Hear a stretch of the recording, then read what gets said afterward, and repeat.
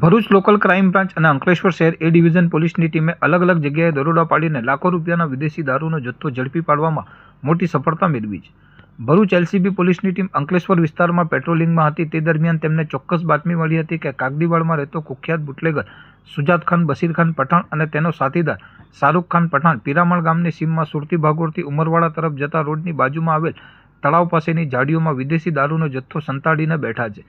જે હકીકતના આધારે એલસીબીની ટીમે તુરંત ઘટના સ્થળે દરોડો પાડ્યો હતો. પોલીસની રેડ દરમિયાન ઝાડીઓમાંથી 1,93,000ની કિંમતનો ગેરકાયદેસર વિદેશી દારૂનો મોટો જથ્થો મળી આવ્યો હતો, જેને પોલીસે જપ્ત કર્યો હતો. જોકે આ કાર્યવાહી દરમિયાન બંને બુટલેગરો પોલીસના હાથે ઝડપાયા ન હોવાથી એલસીબીએ સુજાત ખાન પઠાણ અને શાહરૂખ ખાન પઠાણને વોન્ટેડ જાહેર કર્યા છે અને તેમની સામે અંકલેશ્વર શહેર એ ડિવિઝન પોલીસ સ્ટેશનમાં ગુનો નોંધી આગળની કાયદેસરની તપાસ હાથ ધરી છે.